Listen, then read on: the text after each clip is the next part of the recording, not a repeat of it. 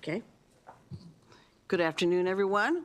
Welcome to our Friday afternoon. We're going to make this as painless as possible this afternoon. We're going to start with the Maryland Office of the Inspector General for Education. Laura Hyde is our budget analyst, and Richard P. Henry, Inspector General, come to the table. Okay, Laura, go ahead. Thank you very much, Madam Chair. This is for the Office of the Inspector General for Education. Again, my name is Laura Hyde, and in calendar 2024, OIGE was transferred out of the Maryland State Department Education budget and received its own budget code, D73. Fiscal 2026 is the first time this agency's budget has been heard separately from MSDE. OIGE was established in Chapter 771 of 2019 and is responsible for accountability and transparency in the expenditure of public funds for state education and examining and investigating matters in regards to county boards, local education agencies, public schools, non-public schools that receive state funds, MSDE, and the Interagency Commission on School Construction. Starting on page 1 with the operating budget summary, OIGE's budget increases by $44,000 or 1.6% to $2.7 million in fiscal 2026. Turning to page 2, under the heading Fiscal 2024 and 2025, in fiscal 2024, MSDE was the fiscal agent for OIGE, and in OIGE's fiscal 2024 closeout, MSDE initially reported a reversion of $1.3 million in general funds, which was determined to be an error. The bold language on this page asks OIGE to discuss the reason for funds being reverted in error, the status of the reverted general funds, and any steps the agency has taken to resolve the closeout issue. Turning to page 3, Exhibit 1, this is the overview of agency spending. In the fiscal 2026 proposed budget, OIGE's salaries and fringe benefits total $2.5 million, or 91% of the total allowance, with the remaining $233,000, or 9%, for routine operating expenses. Exhibit 2 on page 4 shows the proposed budget, and this shows the difference between OIGE's fiscal 2025 working appropriation and the fiscal 2026 allowance. Turning to page 5, personnel, OIGE has 16 positions, which is a decrease of 0.5 positions from fiscal 2025 due to the reduction of this contractual position to meet target budget requirements. Turning to the key observations section starting on page 6, Exhibit 3 provides a summary of OIGE's education investigations in calendar 2024. The agency reported the completion of 4 administrative investigations, 3 audits, and the issuance of 4 management alerts, which are notifications to local education agencies regarding high-risk or systemic issues involving fraud or abuse that require immediate attention. Out of these 11 investigations, 3 resulted in findings with recommended changes to policy or practices, which are shown below in the chart. The bold language on page 7 asks OIGE to comment on the status of the agency's recommendations and actions taken by MSDE and local education agencies to remediate these issues. Page 8 shows the DLS recommendation, which is to concur with the governor's allowance. The updates section starting on page 9 has OIGE's managing for results measure for calendar 2022 to 2024, and page 10 shows that OIGE's May 2024 audit did not result in any findings. This ends my presentation, and I'm happy to answer your questions. Thank you. Thank you very much. Good report. Thank you. Okay, welcome. Good morning. How are you, Senator King? Glad to have you. Good to see you again. And good morning, members of the committee. I'm Richard Henry, and I serve as... Don't touch the mic. Yeah. I'm Richard Okay. Henry, and I serve as Well, Maryland's... wait a minute. We're not there yet. He needs his own. There we go. Okay, there we go. Now we're cooking. Now we have Crisco. There we go. All right. I'm Richard Henry, and I serve as Maryland's Inspector General for Education. With me here today is my Administrative Officer, Jeannie Gunther, and one of my senior investigators, Kelly Harding. Before starting, I would like to take a moment to thank Ms. Hyde for her detailed analysis. I concur with her findings. I have worked with Ms. Hyde over the years and can say she is a true asset to this committee the Office of Legislative Services, and the state of Maryland. Thank you again, Laura. As we begin this budget process, I would like to point out a couple of notable achievements my office has made during this period. My office went through 2 reviews. The analysis mentioned that we went through the review by the Office of Legislative Audits, and they reviewed our operational policies, budgetary practices, and case management procedures. Their audit was followed by a comprehensive peer review by the National Association of Inspectors General of our policies, procedures, as well as our investigative and audit practices. I'm proud to share with this committee that neither review reported any negative findings or exceptions. I want this committee to be assured that the Office of the Inspector General operates as an independent, fact-based state agency and adheres to state and national standards and industry best practices in day-to-day operations. During this reporting period, my office has seen a 62% increase in complaints received from the previous year and a 918% increase since 2020. Last year alone, my office identified over $13 million in financial mismanagement. This equates to a taxpayer's return on investment of $5.13 for every dollar spent to ensure education accountability. As mentioned in the analysis, my office has identified several issues involving the Maryland State Department of Education. Although I have provided this committee with a detailed response to our findings, I would like to highlight the corrective action plan that is currently underway. 1, MSDE is updating the guidance on child sexual abuse and sexual misconduct prevention, and will also work to provide additional training and opportunities to discuss the law's requirement. 2, MSDE will amend the statewide teachers' employment history review form to include an under the penalty of perjury clause to strengthen that accountability. And lastly, my office recommended that MSDE work with stakeholders to review and amend COMAR regulations to ensure language consistency and compliance with mandatory reporting requirements. I would also like to address the second concern mentioned in the analysis regarding the revision of general funds during the fiscal closeout. If you are unaware, the IG's budget has been managed through a shared service agreement with MSDE. This arrangement has caused closeout concerns over the years, and both Dr. Salmons and Mr. Chaudhary expressed their concerns during their tenure. Fortunately, I had the opportunity to work with Secretary Grady and explain my budget concerns. After our discussion, Secretary Grady agreed and directed her staff to separate my budget and create a truly independent agency. As mentioned in the analysis, MSDE reported to the Department of Budget and Management that the IG would revert over $1.3 million as part of its closeout. This reversion amount was not initially shared with my office, and we only found out by courtesy of another agency. Ms. Gunther and I immediately conducted an internal review and discovered that MSDE had stopped applying our payroll expenditures and that the funds were allocated to an MSDE default account. This payroll error amounted to approximately $1.25 million. I want to assure this committee that this error has been corrected. Regarding operational staffing, I am pleased to inform you that we do not have any operational vacancies. As mentioned earlier, our work is ever increasing, and like many other agencies, the IG has requested additional staff to meet this increase. Unfortunately, due to ongoing budget constraints, our request has not been granted. I can personally tell you that competing against larger state agencies isn't easy for a small independent office.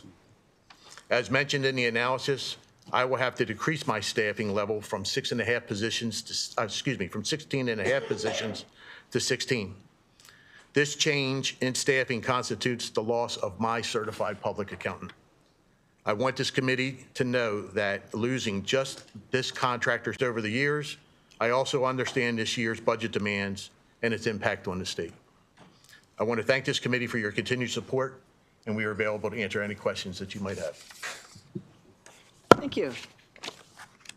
Senator Bailey. Thank you, Madam Chair.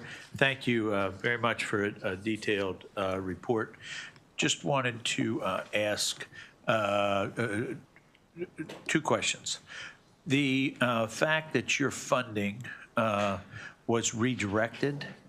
Could you be a little more detailed on that? Certainly.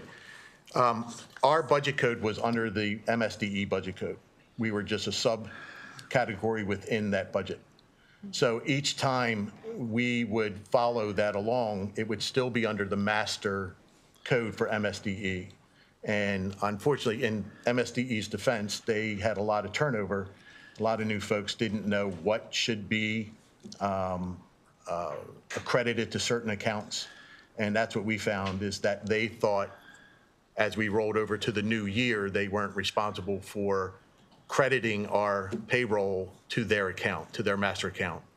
And when we looked into it, that's what we found. And it's all worked out? It has all been worked out, yes. Okay. And thank you. And one last question, Madam Chair. You said that you worked with them in areas that there were concerns. Yes. And you gave them recommendations for changes in COMAR. Correct. What is the status of the changes that you've recommended in COMAR? The recommendation changes there were on language consistency within COMAR. We had found that in several spots, it seemed as though it was different writers, so they had different language styles, and you could not rely on each part of COMAR. So actually, I think they're reviewing it this week, or excuse me, next week or the week after, the State Board of Education and also the Teachers Committee also on that. So they're working on it as we speak. And just when did you make those recommendations? Approximately 4 months ago. Okay, just wanted to make sure that that's working timely in the coordination with your office. Yeah, yes, Senator, it was. And it was a rather big lift, because until we pointed it out to the Assistant Attorney Generals who represented MSDE, they themselves didn't even realize the inconsistencies that COMAR provided. And it's just looking at different words that a person's writing style. Thank you. Mm-hmm. Can you go back to the half a pin for an accountant? So, but you have an accountant. That was our accountant. That was the accountant. Okay. So what will you do without an accountant? Well, we'll absorb it amongst our other staff, the responsibilities. I know that there is another procedure that we'll be looking at to possibly appeal the decision that was made and ask possibly this committee to look at the Yeah, need. that was the main reason I wanted to ask you. Is Yes. what is your plan there? That is my plan, Senator. You will be receiving a letter, or your committee will be receiving a letter. Okay, thank you. Thank you. Any other questions? We're good. Thank you very much. Thank you. Okay, from here, we'll go to the University of Maryland Eastern Shore. Kelly Norton is our analyst, and Dr. Heidi Anderson, president. Welcome. Come up to the table. Oh, my red light has come on. Now I can actually say Happy Valentine's Day. Happy Valentine's Day. Yes. Okay, we're going to start with Kelly Norton.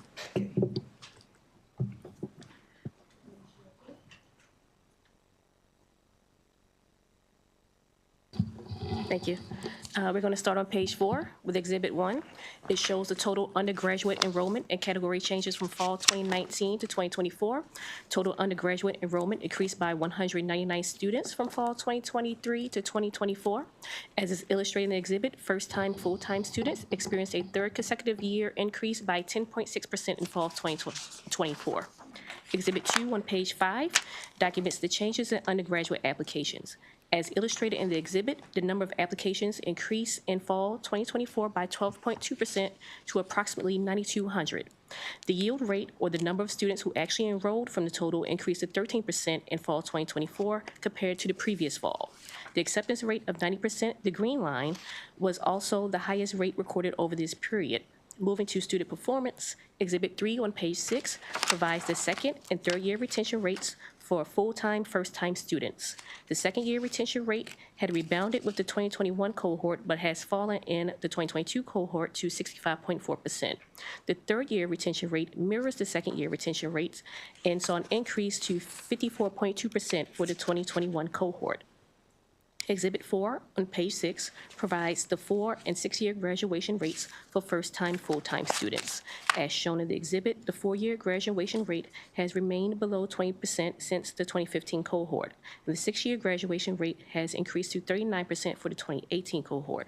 The president should discuss UMES's strategies to improve graduation rates. Exhibit 5 on page 8 provides the 8-year graduation rate by Pell and non-Pell recipient status. Both non-Pell and Pell recipient transfer students, whether full-time or part-time, were more likely to graduate within 8 years at UMES than their first-time full-time counterparts. Exhibit 6 on page 9 shows the estimated cost of attendance versus the average net price for full-time in-state students by income level between fiscal 2021 through 2023. This exhibit shows that the average cost of attendance over these years was $27,414. However, the actual net price for students when aid was awarded averaged $13,161. In fiscal 2023, the average net price was $14,016 less than the cost of attendance. What this exhibit also shows is the cost of attendance will vary depending on income level. For example, in fiscal 2023, it cost a student $10,634 with a family income of under $30,000, but $22,204 for a student with a family income of over $110,000. Exhibit 7 on page 10 shows the amount of institutional aid awarded and total dollar amount of awards provided by category. The total number of institutional awards increased 58.6% between fiscal 2018 to fiscal 2024. Merit scholarships aid accounted for 40.3% of institutional aid in fiscal 2024, up from 29% in fiscal 2023. UMES should discuss the reason for the increased focus on merit scholarships compared to need-based aid in fiscal 2024 and whether this is expected to continue. Taking a closer look at the role financial aid plays in student success, Exhibit 8 on page 11 shows a comparison of the 6-year graduation rates for students who received aid and those who do not. Overall, whether a first-time student or a community college transfer, those who receive aid graduated at higher rates, but community college transfer students outperformed their first-time student counterparts. The U.S. Department of Education reports the median debt for graduates by field of study in an effort to give students a better picture of outcomes at the program level. Exhibit 9 on page 12 illustrates that the median debt of students ranged from just below $17,000 for engineering majors to $31,000 for community information science majors. Community science information science majors also had the highest median earnings at $85,000. Moving to the budget, Exhibit 10 on page 14 provides the budget changes for unrestricted funds by program from fiscal 2024 to 2025. The largest dollar change was in operation and maintenance of plant, which increased by $2.4 million. Spending on institutional support also increased, growing by $1.8 million. Scholarship spending decreases by $1.9 million. The president should discuss why spending on scholarships and fellowships is expected to drop in fiscal 2025. The proposed fiscal 2026 budget, found in Exhibit 11 on page 16, includes $3.7 million in salary adjustments and $9 million in HBCU settlement funds. In total, when excluding state pay-go funds, Eastern Shore's total state fund allocation increases by $0.6 million or 0.8% relative to the adjusted fiscal 2025 working appropriation. When excluding the fiscal 2025 salary increases, state support decreases $3.1 million or 3.9%. The president should comment on how the institution will address the reduction in state support. Exhibit 12 on page 17 provides a breakdown of unrestricted revenues by source and total unrestricted funds. The ratios for these levels remain roughly stable. In fiscal 2026, state funds account for 51% of unrestricted funds. UMES anticipates total unrestricted funds to grow to $137.3 million in the 2026 allowance. The personnel data for the university is found on page 19, which identifies as of December 31st, 2024, the university had over 79.36 positions vacant above the expected turnover rate. The president should comment on the high vacancy rate, efforts to reduce vacant positions, and effects the vacancies are having on the college's ability to meet its goals. The DLS operating budget recommended actions are found on page 19, which is to see the University System of Maryland overview for system-wide recommendations. Page 20 includes an update on the new Doctor of Veterinary Medicine program. And with that, I conclude my presentation. Good job. Yeah, thank you. Great job, thank you. Great. Welcome. Thank you, Madam Chair. And again, like I said, happy Valentine's Day, but even more importantly, happy February is the Black History Month. Happy Black History Month as well. Senators, thank you very much for having me here. And as the 16th president of the University of Maryland Eastern Shore, I bring you greetings from all of our faculty and our staff and our students. With me today, beside me, is our new Vice President for Administration and Finance, our CFO, Mr. Wade Henley. Also with me is former Senator Jim Mathias, who is our director. I recognize him. I thought you might. He's lost a little hair since last time he was here. And then, of course, the first gentleman, my husband, Mr. Leon Roberts. There you go. Welcome. Thank you. So the whole team's here. I'd like to start, first of all, by thanking Kelly for her very nice analyst of there. Thank you very much. And I also then want to thank not only all of the senators and the full General Assembly, but also the governor. And I thank you, first of all, because of all of your support that you give to our institution. We appreciate that. As I say, it is my honor to be here today to respond to the analysts, but also to share insights with you and updates with you.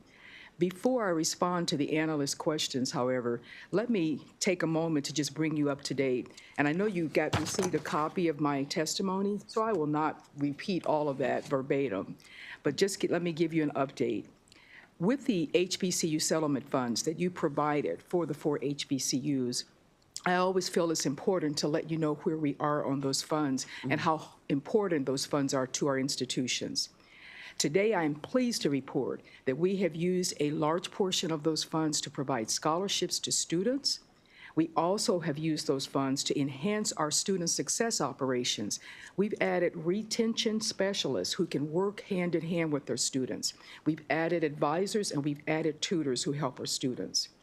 And then the last thing that we've used those funds for, and not the only thing, but the last thing I'll share today, we have utilized those funds to add new academic programs. And one of those new academic programs, as you know, is our new proposal for our veterinary medicine school. And I felt like you would probably want to have an update on that today, even though it wasn't part of the analyst ask. So I'm pleased to tell you that at this particular time, we have actually gone through all of the steps to have that vet program approved throughout the state, but also we are now at the point of meeting with the accrediting body. The American Veterinary Medicine Association Council of Education has a multi-phase process to go through accreditation. We are past all of those phases, and within 2 weeks ago, they sent us a report that was for their initial visit to our campus. That report was very favorable, and we look forward to the next time they're going to visit. As I say, it's a multi-step process. But I just wanted to remind you how our program is unique from other vet programs. The first way that it's unique is that we will be having a 3-year distributed model for our campus instead of the usual 4 years. Why is that important? I think you will agree with me, putting students into the graduates, at least into the workforce faster is so critical for this shortage area, but it also puts them in the workforce with less debt. We have good experience with that kind of 3-year model because we have done it with our pharmacy program, our physical therapy program, and our latest health profession, our physician assistant. And all of those students come out with not just a high quality education, but they're passing the national boards at 95, 98, 100% pass rate, high quality. The accelerated program, as I said, will allow the student graduates to get into the workforce faster in these shortage areas. The other place where we're going to be so unique is that we have a rural focus, and because we currently have 8 health professions on our campus, this will be a 9th, we're going to have the students work in an interdisciplinary healthcare fashion, and that's going to make us unique. And finally, just on the vet program, we have signed MOUs with Mars Health. If you're into chocolate, today's Valentine's Day, don't forget your loved one, get them some chocolate. But Mars creates most of the chocolate that we have in the country. Mars also is the largest veterinary practice in the whole world. They have 2,400 sites just here in the US alone, and our students are going to be able to do internships with those sites. IDEX is one of the largest veterinary diagnostic companies in the country, and they've offered 3 different faculty who are going to work with us virtually and offer courses. And then after the students graduate, both Mars and IDEX has promised to give job opportunities to our students. So I felt like you would really be appreciative of knowing the update on that particular program and the status that we're going. And so now let me turn my attention to the analyst questions, which again was in my testimony that I shared with you. I'll be very, very brief. First of all, the first question was, how are we improving graduation rates? I'm so thrilled that she asked this question, because one of the things that you want us to do is bring students from your counties, and senators, we have students from every one of your counties at our institution, but get them out and graduate them. We have increased graduation rate, and we're working on that by implementing several strategies. So for example, one strategy is what we call our 15 to 4, convincing students and encouraging them and working with them to take 15 semester hours at least. Many of them take more. You know, my engineering students, they're taking 18 and 21 credit hours each semester, 4 years, that will get them out the door. Another Can I ask way. you a question? Yes. We've talked quite a bit about getting students in middle school, elementary school, high school interested in going to college. And do you do any outreach with the schools before kids get to your level? Senator, very good question, and we do a lot of outreach. We not only go into the schools, their schools and their homes when they're in K-12, and we are starting in the elementary school level, but we bring them to our campus. We have tons of summer camps. That's his responsibility to make sure they move around the right way on summer camps. And we also bring them in throughout the year. But our students go into those communities as well. So it's one of our catchment areas that we're so pleased with. Okay, good. That's Yes. good to hear. We've done a lot of talking about it in the last week or so, and Excellent. not everyone does that. No, we do it, and it really is where we get our students interested in school, because you have to understand, a lot of the students we take are from underrepresented areas. They're very much high needs, so they're low income, and many of them are like me. They were first gen in their family. I was the first in my family to go to college, so I didn't know about careers. So it's very important that we go into those schools early on and try to get them excited, get them interested, and get them ready to come. Well, just even to convince them of how important it is to go get some higher ed, how much better their life can be, their job can be by doing that. I'm afraid that there are a lot of places, a lot of schools in the state that are not doing the outreach. And I've got kids coming to me for scholarships that, you know, it's the last minute. It's like the day before classes start that they're looking at, oh, I graduated from high school and now what do I do? Yes. So we're really on to preparing kids way ahead of time. Well, thank you. We are really trying to do our job in that as well. And speaking of scholarships, oh, I'm sorry. Can I stop you 1 second? Senator Yes. Benson. Yes. Yes, Senator. Good morning. Good morning. I'm very happy to see you all here this morning. Thank you. And I thank you all for coming. I was under the impression that you all had an overcrowded problem over on the Eastern Shore because there were students coming in from Delaware, New Jersey, and Pennsylvania, because for some reason within the last couple of years, students wanted to go to historical Black college or university. Is that so?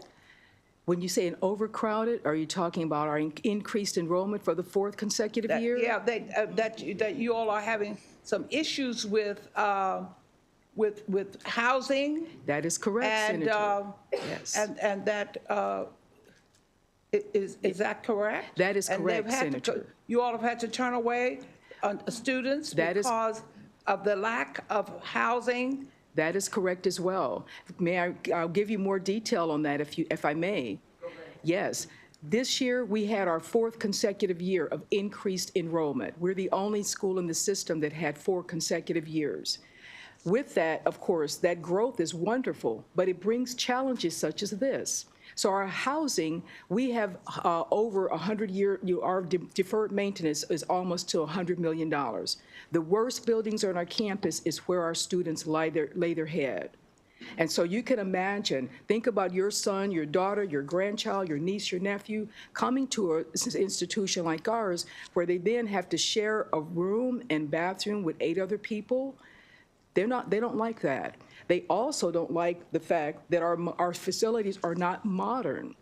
And so they basically, and also unfortunately, I require the freshmen to live on campus that first year for safety reasons and also maturity reasons. And all of those things added to the fact that last year when we got that 4th increase of enrollment, we had students who left us. They came, they saw, they realized I can stay over here on this side of the bay and get better housing at another HBCU. And it really cost us enrollment. Even though we're trying, we do our best to try to make the poor facilities that we have look as best as they can, and that's this vice president's job here, but it still is not enough. And so yes, we have a problem with housing. We anticipate we're going to have another increase in enrollment coming this fall, and we are very much concerned about how we're going to get through with that. Is that reflected in this report, that you all do have a need for increased funding for housing? Senator, at this time, it is not reflected in this report. I basically responded just to the analysts' concerns and questions. Because also you have a new program that's been in place for the last couple of years, which is attracting a lot of students from around the country. We are. We have several new programs. We added, with the funding that you gave us, we added sports management, we added digital media, we also added our physician assistant program, and all of those are attracting students. They also are overflowing with enrollment that we can't take all the students for the reasons that we've talked about and some other reasons. Gee. So we're in a good position for growth, but again, as I said, with growth comes challenges. And we would love to have your help in any kind of way to help resolve those things. Yeah. Has the governor had an opportunity to visit your campus? Governor has been there 3 times. Yes, and many members of the General Assembly has visited the campus as well. So we are working on trying to get the governor for commencement.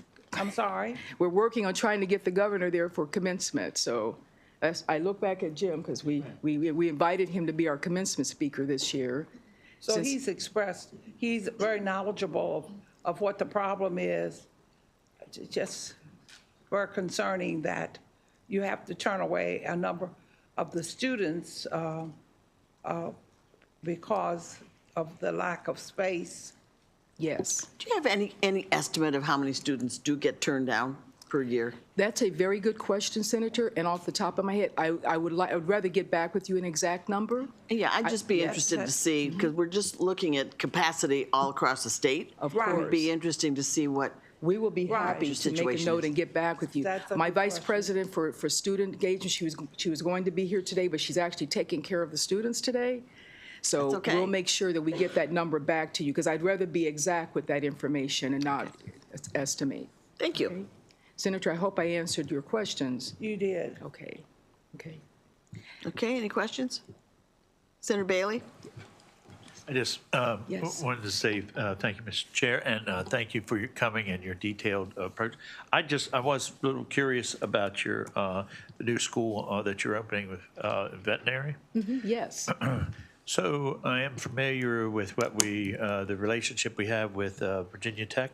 I'm familiar with that, sir. Right. Yes. Is this going to run parallel with that? How is that relationship going to work?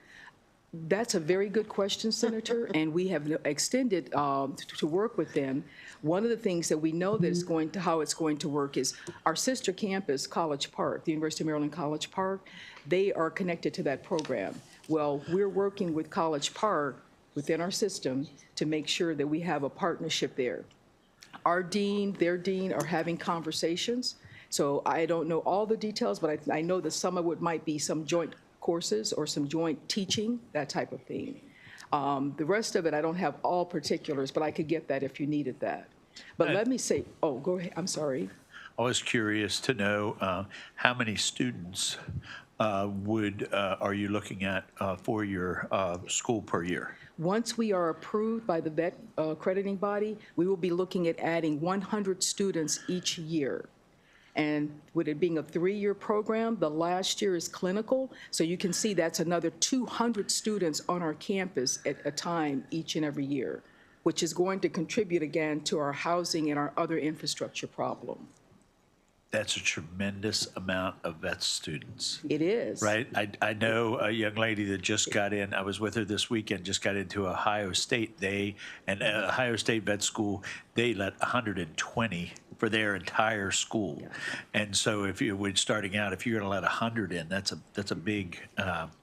It's a big number, Senator, but Yeah. let me tell you, we have already 85 students in pre-vet on our campus. 4 years ago, that average was only 20. When we started talking about this program, students started applying, and they're from all of your counties. They're from all of your counties. Senator Benson, we have 23 of them from your county, pre-vet student. I think Senator Bailey, how many's from Senator Bailey's? One, but also your county as well, and your county as well, Chair. So the students are coming to us because they're learning and hearing that we're going to offer a vet program. And then just think about it.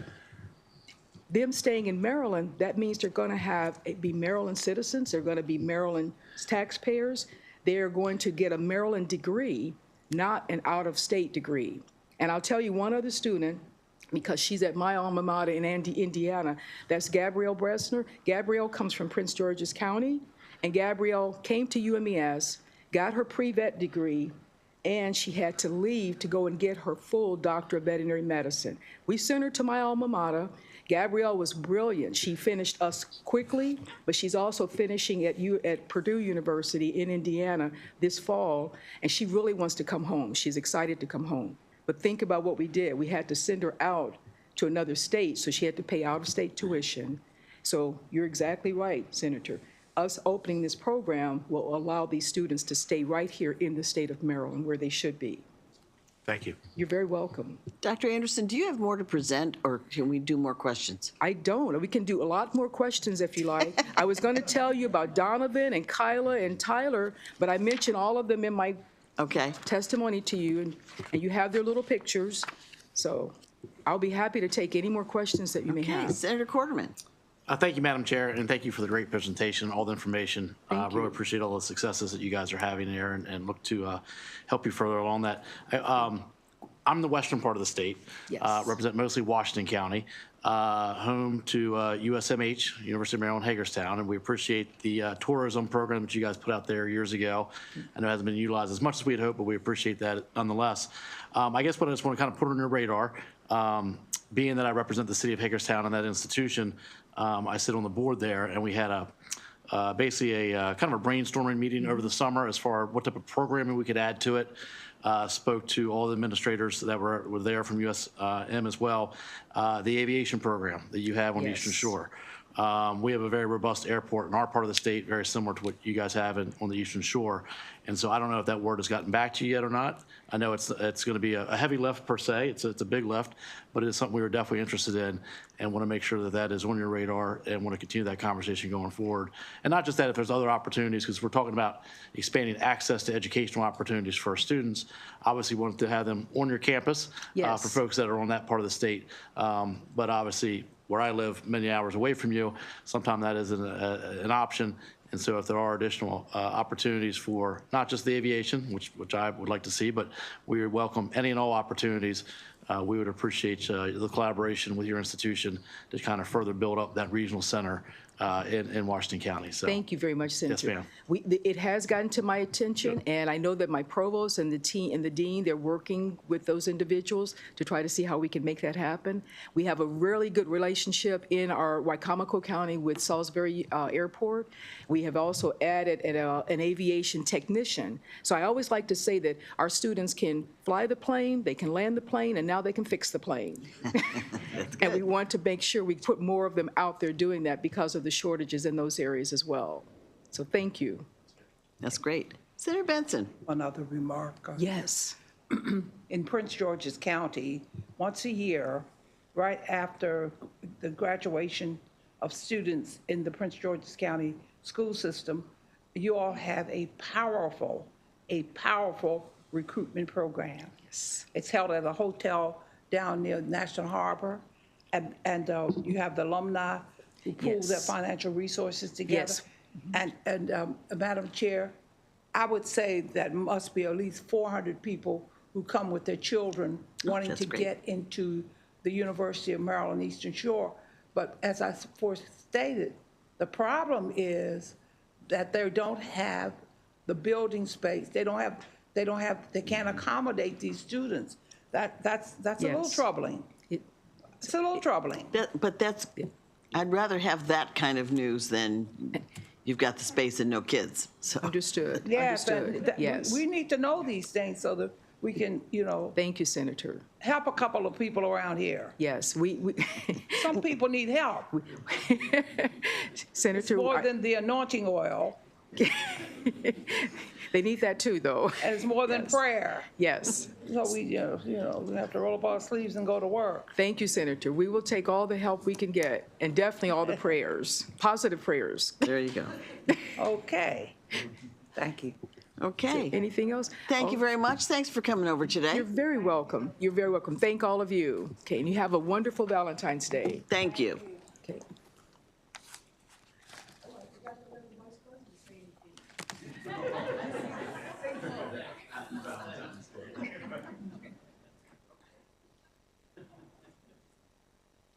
Okay, we're going to move next to the Baltimore City Community College. Kelly Norton is our budget analyst, and Dr. Deborah McCurdy is the president.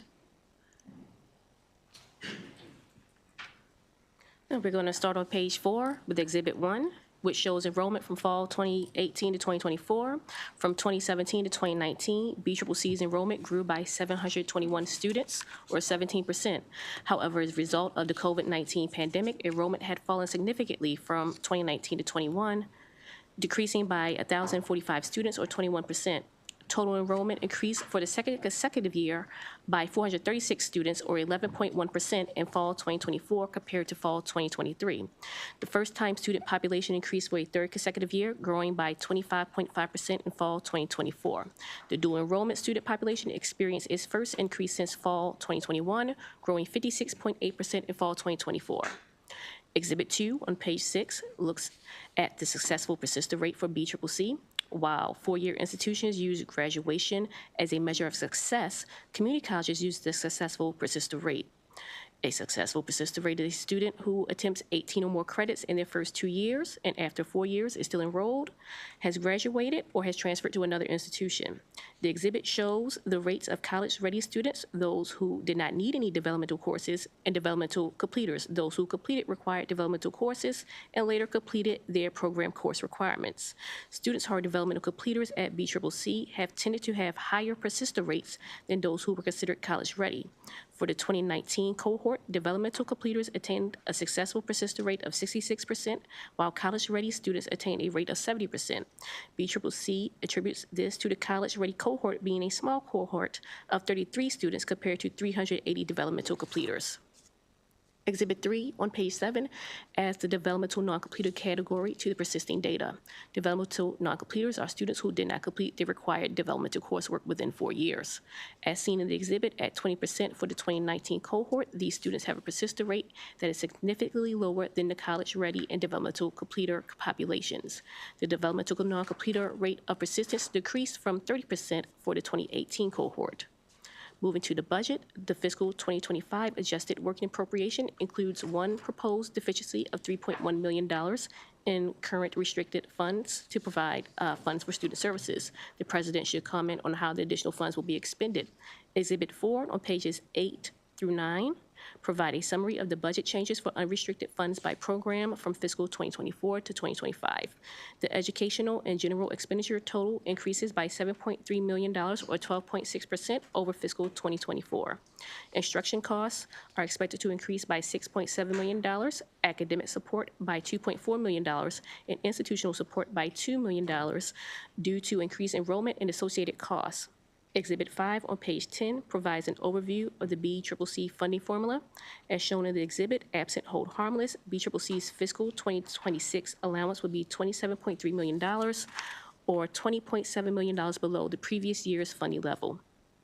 As a result, the hold harmless provision takes effect, resulting in the institution's funding level reaching $48 million. When the English for speakers of other languages funding is included, BCCC's total funding level reaches $48.4 million for fiscal 2026. There seems to be an inconsistency with the FTEs count for the fiscal 2026 formula. The previous fiscal year, DBM used the FTEs count as reported by the Maryland Higher Education Commission, but this year's figure is the amount as reported by BCCC. BCCC should comment on how it will work with MHEC to ensure consistent reporting of their FTEs.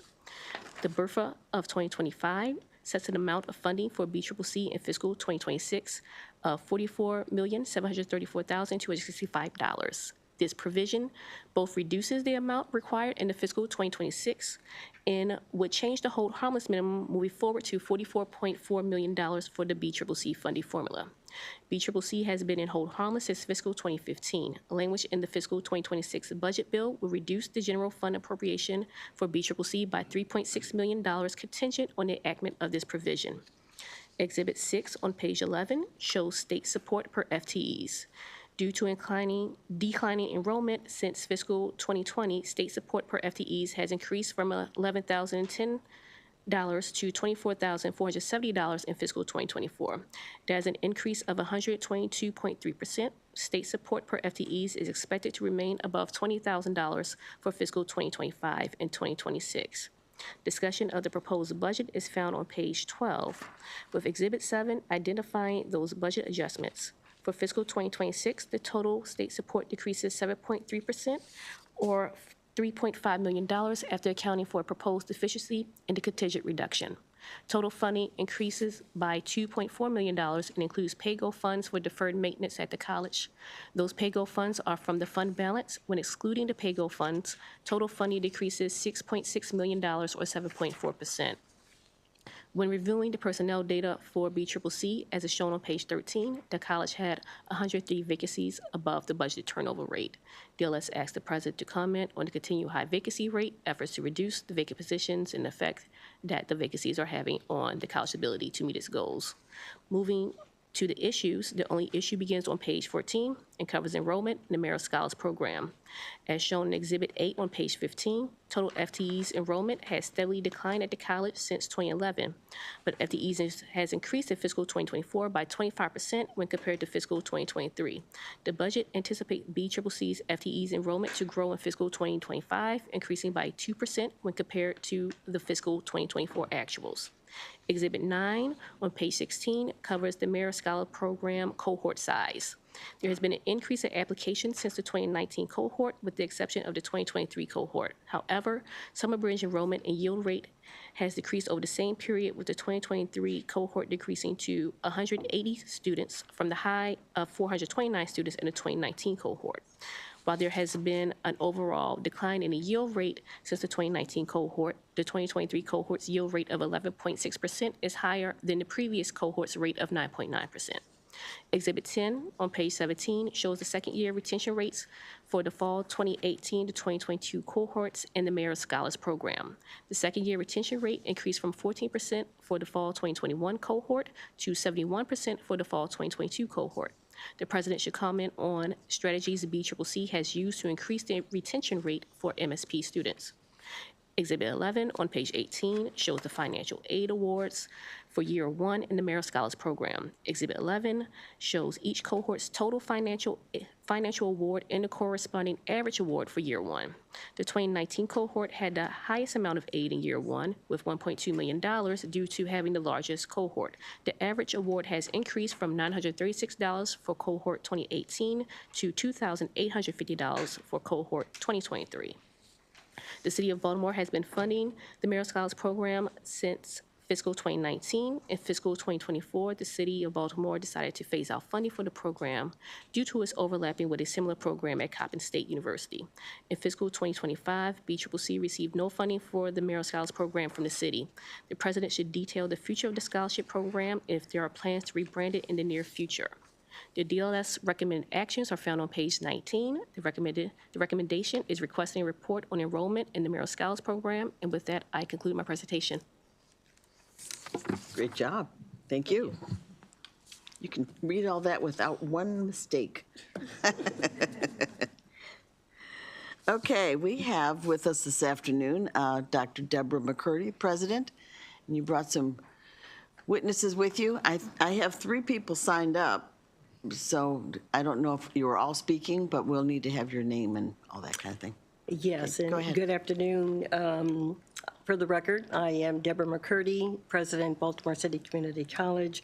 I have with me Dr. Eric Benjamin, Vice President for Academic Affairs, Donna Thomas, Interim VP for Student Affairs, Becky Burrell's the VP for Institutional Effectiveness.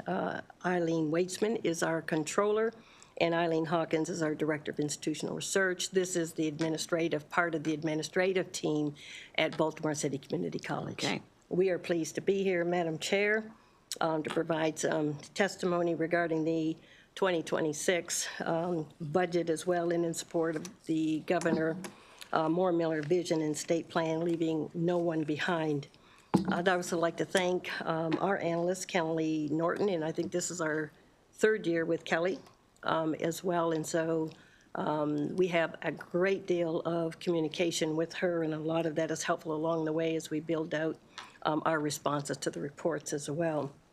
Since I joined the college in 2019, we've continued to demonstrate our resilience through our realignment. Many of you are aware the college is still under realignment, our persistence and our progress.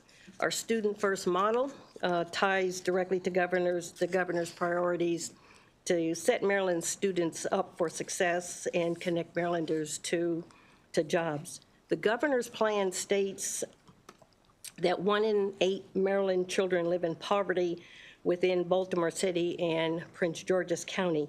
That accounts to about 40%. Baltimore City Community College is committed to driving this number down. Nearly 68% of our credit students live in the city, and 25% as well live in the county. 97% of first-time students assessed are recommended into developmental coursework, math, English, and reading, and 93% of Baltimore City Public Schools qualify for free lunch or reduced lunch. This cycle of poverty and the underserved population continues to be the demographic who we serve at our institution. Our economic impact stretches $275 million into the Baltimore City economy.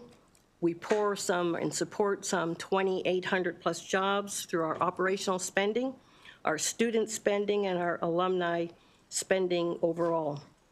Further highlighting one of our most recent achievements is tied to realignment and understanding that the college since 2017 has continued to be under realignment, and this came via both Senate and House bills for Baltimore City Community College to begin to look differently at its institutions and the mandate that we come under 12 realignment tasks as well. One of those accomplishments has to do with how well we operate the institution. The college received reaffirmation for its accreditation from the Middle States Commission on Higher Education. They just left in May. That means we will not have to see them until 2031, 32. That still means the work has to be done, but that accreditation has gone through now for 31 until 31, 32, which means no follow-up reports other than the college continuing to do the good business that it is doing. This has not happened, and this achievement has not happened since the late 90s, early 20s, that we would have come through our institutional accreditation.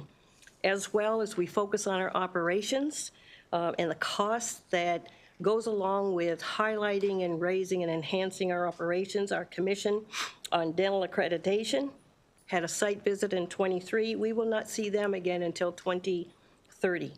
Our nursing accreditation, last visit was here in 2024. We will not see them again until 2032. Our business schools, last visit was 2024. We will not see them again for self-study until 2034. Our allied health programs, we will not see that accreditation group until 2029. And I raise this again because this is all part of the cost for our doing business and the change in the operations. Conversely, with all of that, tremendous improvements at the institution to bring to your attention. In early January, just 3 weeks into our term, The college then suffered from and was impacted by a fire that occurred in our main instructional building as well, located on the Liberty campus. That's a building that is about 80,000 square feet, some 1,200 or 1,700, 172 course sections, 37 classrooms, about 60 faculty offices. All of this is offline, and we've had to displace all of these individuals and all of these classrooms as well. Well, the state continues to assess the damage to the main instructional building. What we have done, given the strength of our operations, is to move the classes and to move everyone to either virtual, to online, to other places where the students can continue. So we have not seen that drop in enrollment as we've moved everyone to where they can be most successful in terms of the classroom. This building also houses our primary technology area, where we're beginning to see fluctuations as well in our technology, in our main arteries as well. Enrollment at the institution, for the last 2 years, the college has continued to grow. Credit enrollment has increased both for all of fall, winter, spring, summer for 2 consecutive years. From fall 22 to 23, up 11%. 23, 24, this is just fall, 11%. Winter, from 23 to 24, we were up 25%. And from winter 24 to 25, which is the winter we just passed, we were up 39%. Spring enrollment from year to year, 23 to 24, we're up 21%. In spring, up to date, because we're not finished with spring, to date we are up 13%. Past summer, 23 to 24, we're up 11%. So the college is demonstrating its growth, which is a result of the change in the operations and how we structure what goes on at the college on a regular basis. Establishing those partnerships with Baltimore City Public Schools to address developmental needs, as I stated earlier, the number and the high percentage of students who come out of Baltimore City schools who need developmental courses as well. This is outlined as well, and we're responding to the Blueprint for Maryland's Future. We're in the process of creating developmental math, English, and we've added in a developmental science course as well. This means that the college now is looking at finalizing the development of those courses that would put developmental courses back into the high school rather than wait until the students arrive at Baltimore City Community College, thereby taking more time to finish college, that they would actually take their developmental courses in the high school through Baltimore City Community College and a relationship there as well. We're doing a lot of this through several programs. You're hearing a lot about Merit Scholars. I'll comment on the questions that have been asked about Merit Scholars as well, but we continue to look at Merit Scholars as a way to bring students directly into the school, into their freshman years as well. We have some significant changes and targets. When Merit Scholars started out, I believe in 2018, that there was a target for 250 students per year. That number has significantly increased. We had 1 year that dropped below. Last year it was 300 and some odd students coming into the institution through the Merit Scholars Program. The projection for summer 2025 is over 400 students as well. The realignment process at the college is going well. At this point, it would be a misnomer to say that it's been completed. It is not. Realignment was all about changing your operations, and that will be ongoing, and that will be continued. And it's an integral part of the operation of the institution. When we look at what we were asked to do and mandated to do through realignment, all that impacts operations, all that impacts resources that are needed at the institution, and hence, as we talk about the reduction of $3.6 million for the institution and the change that should not occur for the college to have to then ride out with a $3.6 million change. The library, the learning commons, the nursing, we have all plans for changing these facilities. Learning commons, we're in the design phase. The library is next, or the nursing building is next for the design phase to change the nursing facility as well. These are facilities that are well over 50 and 60 years old and haven't been touched in that length of time as well. We're moving forward with articulation programs with our four-year institutions and others, and there's some 39 plus and growing articulation programs. Our ERP system, which is the heart and guts of the institution to run our operations, that is the technology that drives the college. We suffered with a 30-year-old antiquated infrastructure. That has now been changed with the support and help from Do It, and we are now moving forward into a fourth year of change with our ERP infrastructure, and that was some $7.3 million to change that infrastructure. So if you can imagine a college of higher education sitting with an antiquated infrastructure that was 30 years old, nothing matched, and everything was purchased on top of everything else, and that was all taken out beginning in 2020 to convert the college into more state-of-the-art technology. There's a ways to go, but we are pleased to say that the new technology is alive and well on the campus as well. We're moving forward with the strategic plan, and that was part of the task as well.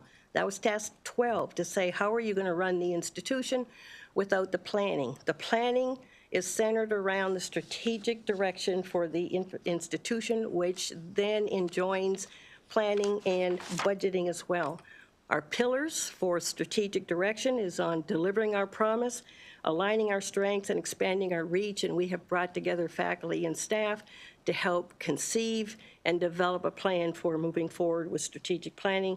Last, let me say the task for how we operate with a lot of the land and the leases that we have. Some of you are well aware that downtown property that we have now removed, the Bard site, which is downtown, and through a $7.3 million amount that came through the state, both President of the Senate, Ferguson, the governor's office assisted with that. The building is now down, and it's moved into green space, and we'll be developing then the vision for what needs to go in the space for the next couple of years. It was envisioned that it would be green space until the vision would be developed for utilizing that space, and whether we partner with other higher education institutions or the community in general, there is a vision that we had set forward, although we were only required to provide for green space, but areas in the health sciences, in the STEAM areas, which is the sciences, the technology, the engineering, the arts, and so forth, the cyber, the hospitality, all of that was a part now of the vision for what could happen downtown in the name of Baltimore City.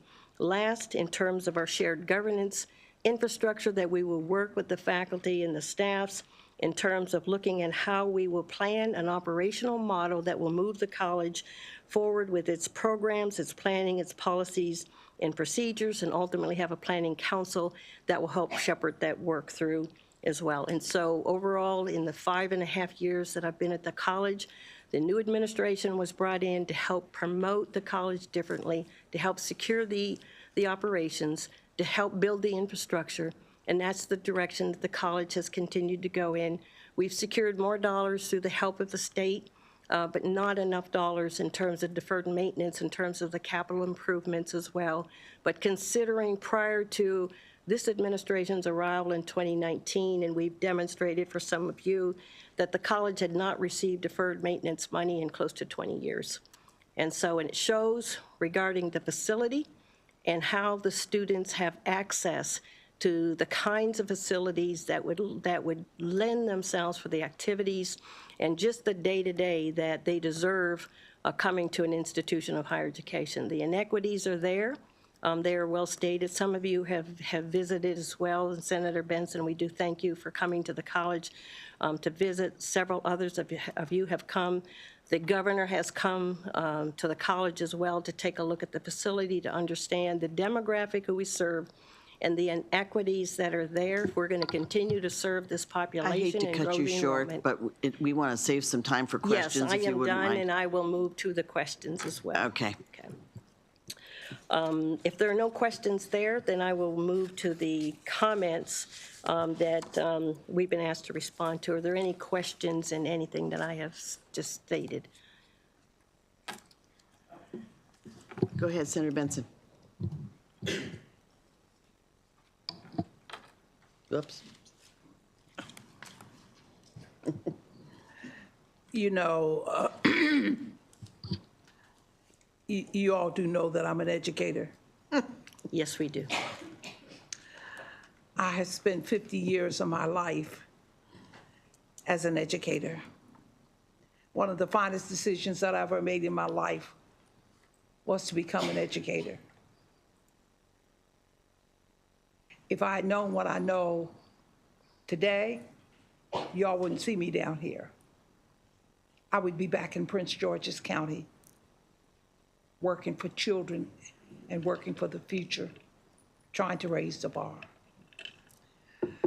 I didn't know whether or not, ladies and gentlemen, whether or not I could sit in this chair or go into the back room and sit in the kitchen, because I have been to your college. And I have to tell you, Madam Chair, one of the deepest conversations I've had with the governor has been the Baltimore City Community College. And why I feel such passion is because I had two sisters. Each of them had 3 children. And they went to that college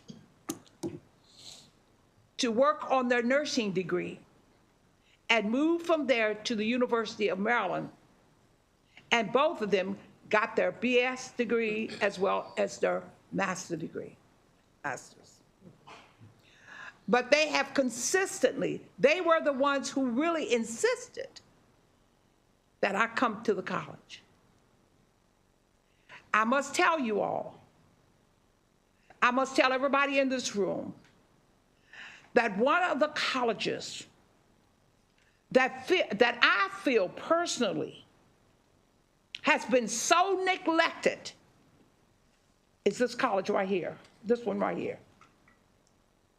Because the people who come to that college are the little working folks who want hope, who want their children to see a role model.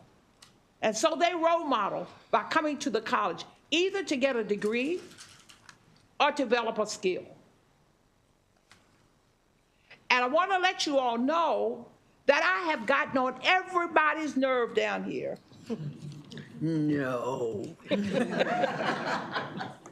Because of this college.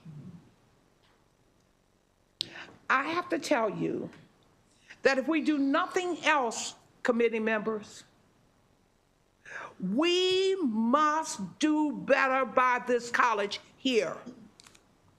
I will not rest until we give these few dollars are just a drop in the bucket. The students there don't even have a place where they don't have a place where they can go in and study. And when I went there, they were sitting out on benches. Some were sitting on the grass because there's no place for them to study. They don't have a student union building. The absence of vital resources for this college here is unbelievable. And yes, I told the governor, please bring the seat of your pants to the community college because I want you to look. I've told everybody, go over there and look. Don't take my word for it. I want you all to know that I personally have a passion for this college. Not just for Barbara and Betty, my 2 sisters, but for the people who are there struggling, trying to make ends meet, wanting hope and help. And then, Madam Chair, when I went in and walked in that room, I saw this superb and wonderful president who had the audacity to surround herself with some of the best and the brightest. The people you see sitting here, the people in this room, they have such a love for that college. And they go every day working for children, working to make things better. If we've got to do something. I think we need to go back and look at this. Let's look at this. because I think that this is just a nibble at the edge of what is truly needed for that college, you all. And we as a committee should not walk away and just allow this report. No, go back, revisit it. These people need more resources to do the job that I know they can do. Let me ask a question here. That's why I really, oh God, please help me. How much money do you get from the mayor and the council as we speak today? Tell the chair. The mayor's office, How much money do you get from the mayor and the council's office, please? $1 million annually. How much? $1 million. Madam Chair, I don't want to, listen, I don't want to get up and throw a chair in here. I don't want to do that. But I have to tell you all that that's how bothered I am about the fact that this college has been so neglected. And please know that I am prepared. And I think these people sitting here, these are people who have it in their heart. Because we understand that a rising tide lifts all ships. And if we don't educate our children and our people, we don't have to worry about our future because there won't be one. Please understand that we deeply and profoundly appreciate every single thing that you are doing for Baltimore City, but not just Baltimore, but for the state of Maryland, because you're doing an impeccable job. Whatever we can do, whatever this divine chairman and these committee members that you see sitting here can do to help you, we are prepared to do it. But we can't let these people off the hook. We can't do it. And I'm just one of the few voices down here. I've been down here since dirt. But I speak from my heart because we're not here for politics. We are here because we want it better for the state of Maryland, for our citizens, for our children, for our senior citizens, and for those who will be here long after we're gone to New Jerusalem. That's where I'm going. I'm going to New Jerusalem. I want you all to know that I'm deeply concerned about the college. Now, Madam Chair, I did not plan to say these things. But with divine intervention. Now, Madam Senator, we did not build all this into our hearing this afternoon. Because if I don't say it, nobody else will do it. And if I don't do something about it, nobody else is going to do it. We have got to cut the foolishness out and get down to the business. And if we don't, we're whistling Dixie and we're blowing in the wind. Thank you, Madam Senator. Isn't it so? Are there any questions from the rest of the panel here? I don't see any questions. Okay, so what is the plan with this panel? Do each of you have something to say, or? They will respond to the questions that are here. And okay. Yes, ma'am.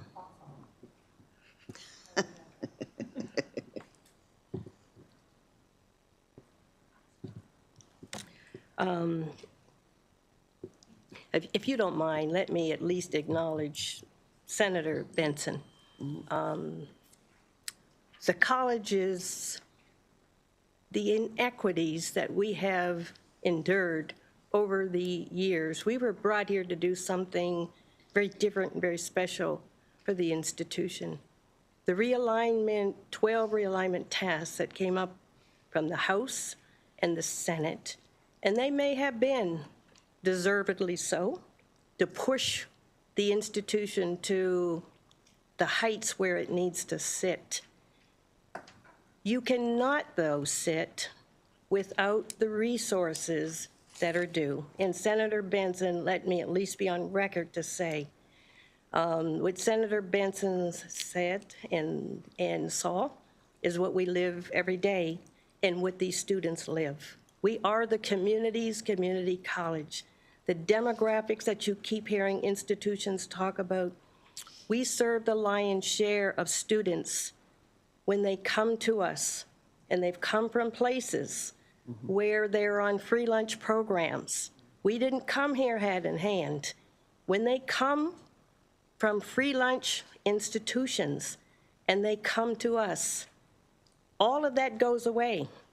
Yesterday, that's what they could get, just that small piece. Right. Today, none of that is possible for them because the resources are not there.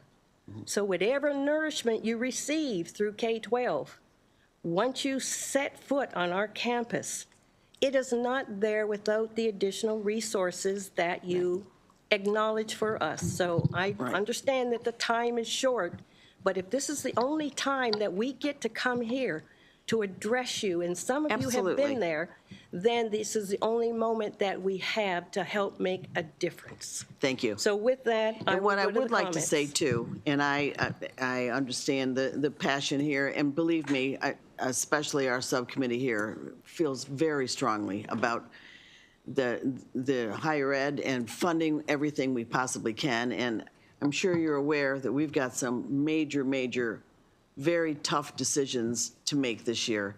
And just understand that we will do the absolute best that we can for every institution here. And we hear your message, and we'll work with you and do whatever we can to make the best of it. Thank you, Madam Chair. I would say we just can't always be last. Okay. We're not planning on making you last. Thank you. Let me comment on page 5 to adopt the committee narrative requesting a report on enrollment in the Merit Scholars Program. The committee, the college does accept the committee's narrative. We'd like to note one correction, which is the enrollment increase by 11% and not by 5%. The comment on the proposed deficiency appropriation, the president should comment on how the additional funds will be expended, and those additional funds will be expended, those are HERF dollars as well. Those funds will be expended to assist the students with textbooks, access codes, shipping codes, textbooks, tuition, and fees. For the last few years, we have carried many of our students through with providing tuition for them throughout the entire year and through the summer as well, and we'll continue to expend those dollars in that regard, as well as upgrading a lot of the instructional technology, the equipment, furniture, and many of that goes along with the aging of the building as well, and so that's what those funds would be used for in that proposed deficiency. The comment on page 6 is regarding the FTEs, which is the full-time equivalents.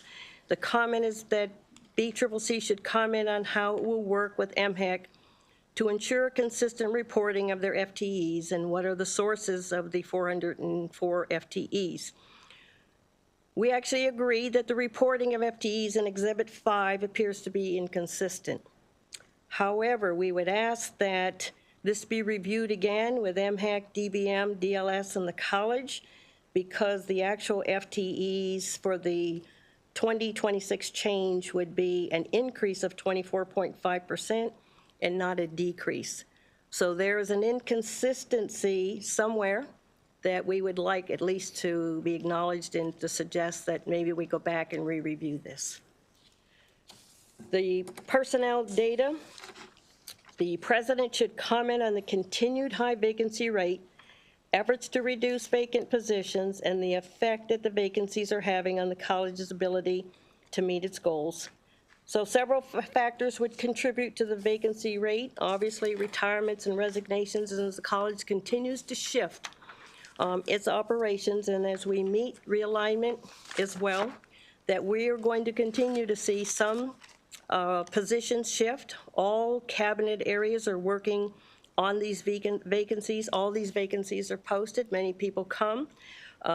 Certainly are looking at the institution in terms of what's there. They may come. We've had some who have come and who have not stayed as well. This is all coming out of the an Ed Bridge personnel study, which provided an overview of the personnel at the institution and what should happen with regard to the organizational reporting structure. So I assure this committee that the college is working aggressively to fill its vacancies, that we are continuing to push our student-first model as a culture, and we're going to continue to work with many, both at the state level as well, who have come forward to say that they can certainly help us identify additional people as well. So it isn't from lack of effort. We're not holding anything, and these positions have been posted for us to fill. We're in interview process on a daily basis as well. If I can comment on the Mayor Scholars Program, and I'll have our VP for Student Affairs. The comment is the president should comment on strategies that we've used to increase the retention rate for MSP students. That's the Mayor Scholars Program, and they become the front line for our entering freshman class of students. Ms. Thomas, if you could briefly comment. Good afternoon. Donna Thomas, Interim Vice President of Student Affairs. I'll identify 3 strategies. We're focusing on embedding tutors within the Mayor Scholars Programs. These tutors will be available to those students so that way they can focus on providing support to the students primarily in the Mayor Scholars Program. They will be providing retention support for those students to help them on day-to-day with their courses and being able to identify any support that they would need. It'll be more so focusing on targeting with them early on in the classroom, so that way we're putting in place an early alert by utilizing our tutors. We also have hired a director in a Mayor Scholars Program, so that way the program is supported with all of the resources. We are now fully staffed within the Mayor Scholars Program, so that way we are now able to realign that program to put us in place and more aligned with being able to strategize better, to focus more so on our retention efforts. One thing that's important to note with our Mayor Scholars Program is that a lot of the students within the Mayor Scholars Program also face a lot of our financial barriers. While the program is a last dollar program, we also have identified that a lot of our students need a lot of additional financial resources and support. BCCC has provided a lot of additional support, such as free textbooks to our students, but that also has a lot of competing barriers for our students as well. So we continue to promote additional resources to them by putting in place the free textbooks, as well as putting in place the resources with our food pantry, because we know that a lot of students work with disparities with food as well. So those also bring forth retention rates and putting those resources in place for them to provide those supports as well. Those are just a few strategies that we're putting in place for our students in MSP. The last comment is also on the Mayor Scholars Program. The president should detail the future of the scholarship program.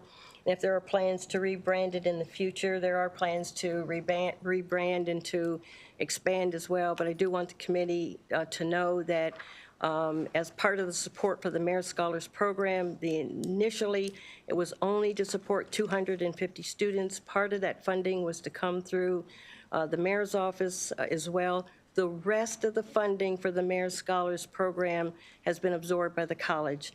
So the Mayor Scholars Program provided part for the scholarship part. That's a last dollar scholarship. Anything else that supported the Mayor's Scholarship in terms of program, in terms of the faculty, any other resources, the college absorbed those costs as well. But there is then the plan to expand it to city scholars, which is a designation that would expand beyond the city and include other industry partners throughout Maryland as well. So, Madam Chair, that would conclude my comments if there are questions. Okay, thank you very much. Any comments from the committee? Okay, thank you. We have 2 witnesses here, one from AFSCME, Nina Kutnewski, and Todd Reynolds.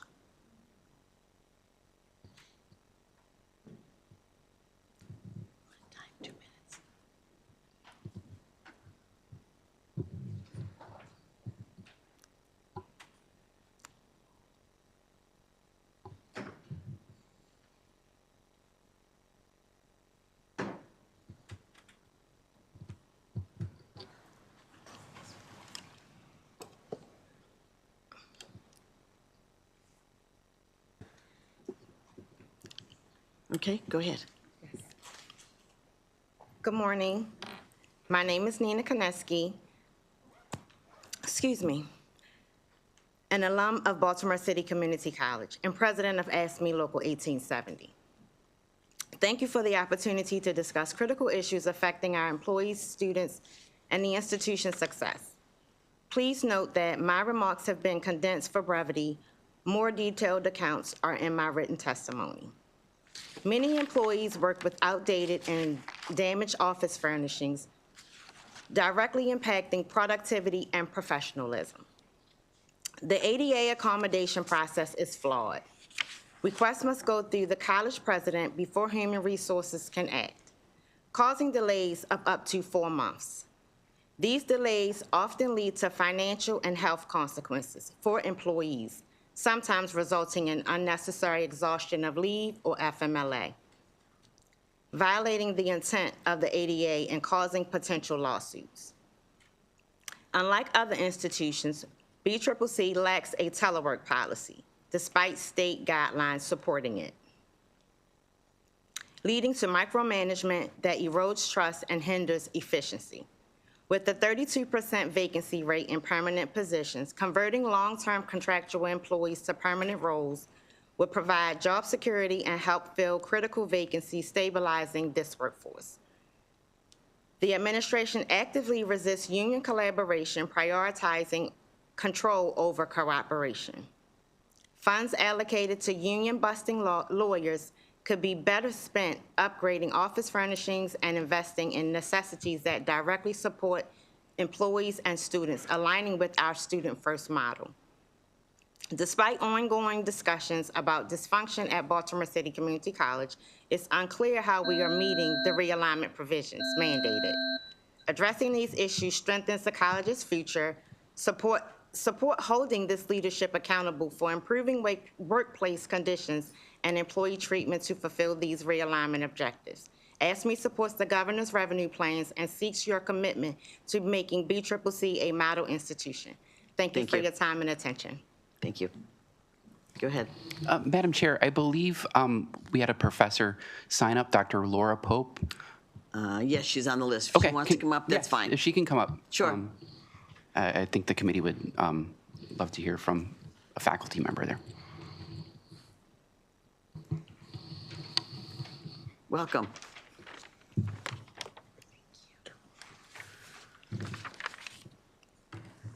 Good afternoon. Happy Valentine's Day.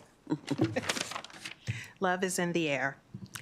I am kind of going back to what was being discussed before about why Baltimore City Community College should not have the budget cut. So good afternoon, Chair King and members of the SID Education, Business and Administrative Subcommittee. My name is Dr. Laura Pope, and I am a full-time professor of English, Communications, and Humanities at Baltimore City Community College, where I have been employed since 2013. I am here to call on the legislature to reject the proposed state cuts to Baltimore City Community College. I did submit written testimony, so allow me to summarize a few points. First and foremost, I echo Senator Benson's commentary, minus maybe throwing the chair, but I think that you read my little paper here. So this will be the second year in a row the state is proposing to scale back public funds for the college. No other community college in the state is receiving these levels of cuts for 2 years in a row. Decreasing state funding would have a catastrophic impact on the core purpose of the college to empower Baltimore City residents with meaningful instruction and expansive learning opportunities. BCCC is, it's a part of the community, and we do everything within our power from, being in the classroom, administration, liaisons to different community components. We do everything to make it so that And just finish your thought here. Thank you. Education being the key. Education being the key to economic vitality. BCCC is a part of the solution to battling poverty. We are in the 21215 zip code, which is the most critical area of need in Baltimore City. During the pandemic, for example, we had the highest number of COVID cases and the least amount of vaccinations, for example. Our student population is unlike most other community colleges in the state.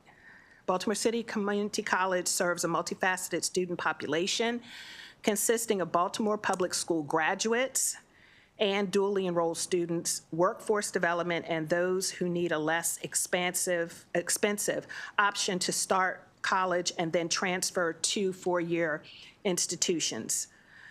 The school is already operating under severe funding constraints as it is.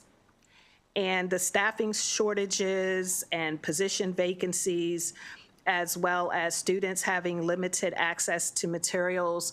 We heard from our president about the building, with the infrastructure, and I did not know that we had not put it in the budget to do anything in 20 years. That's very upsetting, and I can certainly see why you're so upset, Senator Benson. Right. And Could you also, wrap it up, please? say it again. Need you to wrap it up. Okay, and also replacing furniture such as chairs and desks. So I just say that it's simply unfair to ask our college to be successful in its mission while at the same time significantly cut our funding for 2 years in a row. Thank you.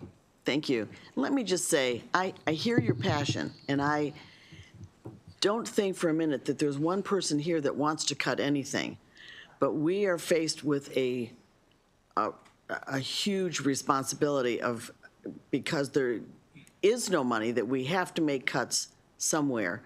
None of us want to make cuts to BCCC. If it happens, it'll be because we don't have any choice. So just understand that we're in support, we understand, and we're just faced with a really hard job this year. Okay, thank you. Did you want to testify, sir? Sure, and I'll be super brief. Okay. 30 seconds, I promise. My name's Todd Reynolds. I'm the political coordinator for the American Federation of Teachers in Maryland. I'm also a resident of Baltimore City and live a stone's throw from the Liberty campus and a graduate of community college. So this school has a near and dear place in my heart. AFT is the certified bargaining agent for a number of full-time faculty at the community colleges, 8, I believe, including BCCC. We are just here again. I think the employees spoke better than I could on most of this, on all of this, essentially. We're just here to call on the state to reject the BRFA component that would reduce state aid to the school by, I think, $3.6 million. No other, Dr. Pope mentioned this, no other school is receiving this amount, this magnitude of cut in the last 2 years, like BCCC has. So we're calling, by and large, for that cut to be rejected. Thank you. Thank you very much. More questions, comments from the committee? Okay, thank you. You ready? Okay, we'll have the Maryland Technology Development Corporation. Elizabeth Weibel is our analyst.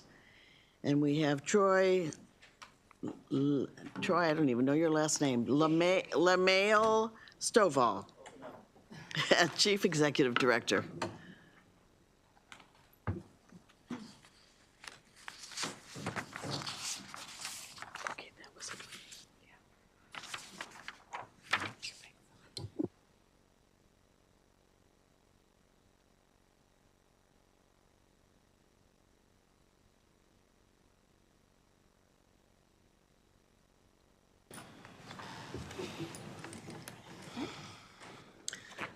Thank you, Madam Chair. Again, my name is Elizabeth Weibel. I'll be presenting the budget analysis for the Maryland Technology Development Corporation, or TEDCO.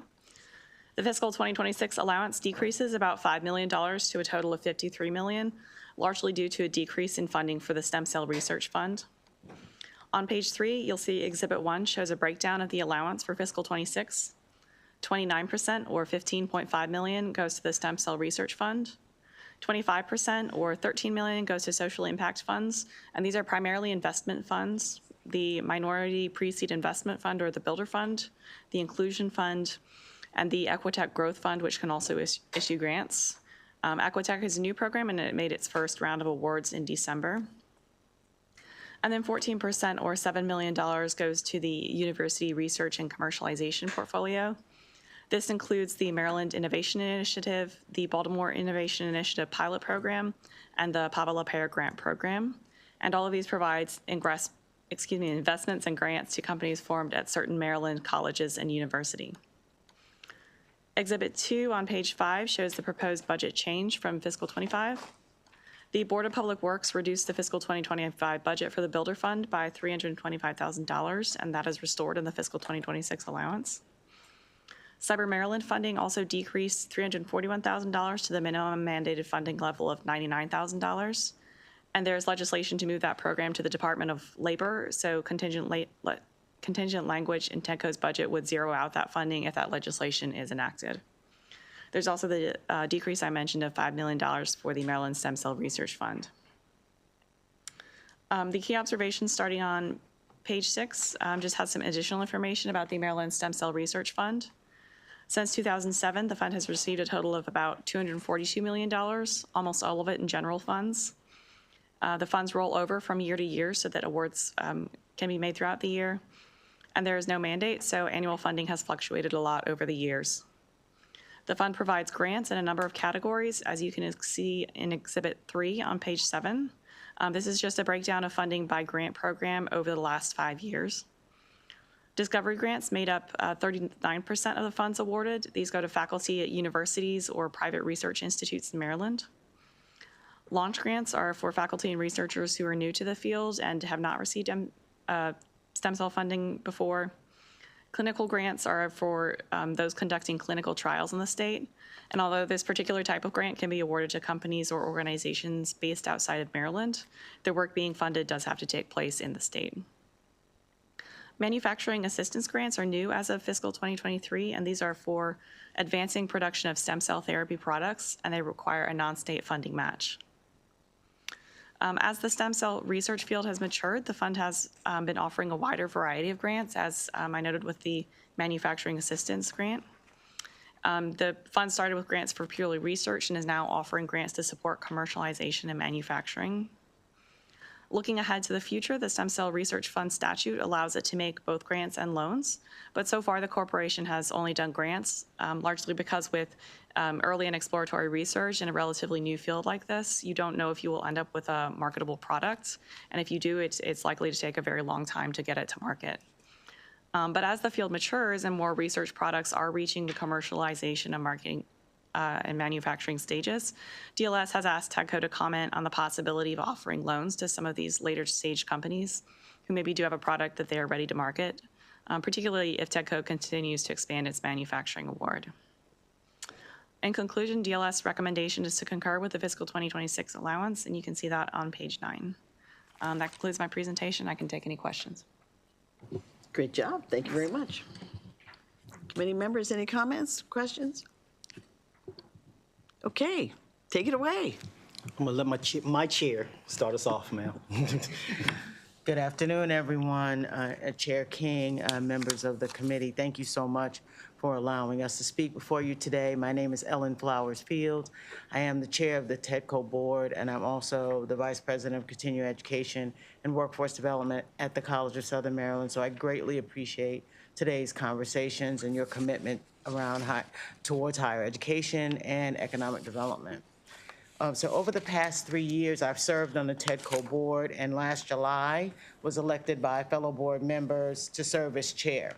And so serving on TEDCO's board, I've seen firsthand the important impact TEDCO has on the state's technology-based entrepreneurial systems.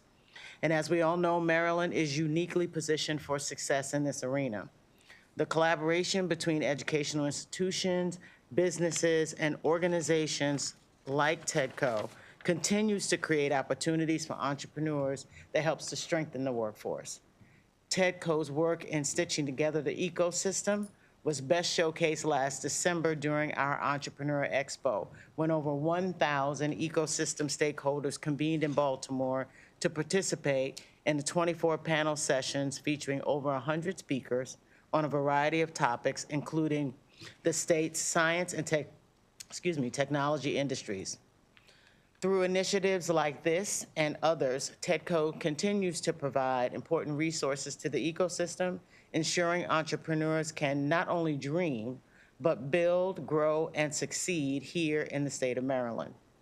We appreciate your continued support of TEDCO and the important work that we do. I'd now like to turn it over to TEDCO CEO, Troy LaMail-Stovall. Thank you. I have to, Madam, this is my Madam Chair, but I'll address you, Madam Chair of the committee. Happy Valentine's Day again to all the committee members. Thank you all for being here. Before I begin, thank you, DLS Analyst Weibel. You do always continue. Thank you for the great work you do and the collaboration you have with us. Before I get into my hopefully very brief remarks, Madam Chair, I want to ask Team TEDCO, what we call the One TEDCO team, to please stand and be recognized that are here. If they would mind standing. We have folks that represent all parts of the group that we have at TEDCO, so I wanted to make sure that you got a chance to see the team that we have at TEDCO, the great team we have at TEDCO. I'm not going to give you understanding. We talked about TEDCO over the years, and so you're going to actually hear from Maryland Innovation Initiative, the great work they're doing with our universities and community colleges. You're going to hear about that. I'll speak here about the stem cell and address the stem cell, but you'll hear more about that, but allow me to address directly the point that was made by DLS analysts about stem cell offering loans. And so they are offering grants today for all the reasons that were stated, and that's very well stated. I think as we think about a loan-based model, they just aren't, frankly, not only the reasons that you gave, which are exactly right, because it's such an early stage, of the companies, it's also a staffing challenge. Rashika only has 3 folks, including herself, that are driving the work that they're doing with the current program. And so to ask us to think about underwriting, and even we don't do that type of underwriting on the TEDCO investment side, it would be a challenge with the current staffing and the financial model that they have. But you'll hear more here shortly about what we believe the impact of that $5 million cut will do to economic development activity in the state. But allow me to again talk to you about TEDCO and reintroduce you to TEDCO and let you know that what you have in TEDCO is an entity that over its 26 years history has brought $3 billion plus of economic impact to the state. We've done that through, if you look at TEDCO, we're a combination of an economic development organization, a venture development organization, then a venture capital organization. And we do that by doing investments and grants in research, in our universities, in our federal facilities, in those garages that have those great ideas. And so those are all the ways that we get ideas that come to TEDCO and bring to fruition. And we've shown the impact of that over these 26 years. Not only that $3 billion, in that $3 billion is almost $150 million of tax revenues that have come to the state. Over 10,000 jobs that have been created through the efforts of TEDCO. And so, and almost $1 billion of capital has come to the state into the companies that have started either through grants or investments through TEDCO. And so you heard about the expo, and we're very excited about the expo that was led by our Chief Marketing and Development Officer, Ms. Tammy Thomas, who's sitting behind me. We had it there at the Baltimore Renaissance Hotel, and because of your support, we're able to announce the Equitech Growth Fund. We had over 75 applications. The Equitech Growth Fund, if you recall, was our effort to not just invest in individual companies like we normally do, but to invest in the infrastructure of the state, both around the infrastructure in terms of facilities as well as the workforce, so if you will, people and places. And so we want to train people and then have them a place to go. We had over 75 applications representing over $30 million. We awarded $7 million of that. We had 14 awardees. We could have done another 6 if we had the resources. And that $7 million is going to lead to, at a best guess, over 2,000 jobs that will be created because of that $7 million in that infrastructure and the workforce side of this. Also, because of your support, we were able to start the Concept Fund. As you're going to hear me talk about a little bit, we do investment, and we have our Chief Investment Officer, Jack Miner, who is here. His team is writing checks anywhere from about $150,000 up to $2 million for stage capital. But there's opportunities that exist here in the state where they just need $25,000 just to get their idea from a piece of paper, from the back of a napkin, into a concept. And so we launched the Concept Fund, and we were able to award 5 awardees there at expo with those funds that you provided us. And through the course of this last year, 2024, we've been blessed to be able to get recognized by the great work that we're doing. An entity called PitchBook recognized the work that we're doing as one of the top venture capital across all venture capital, not just the venture development, but all venture capital.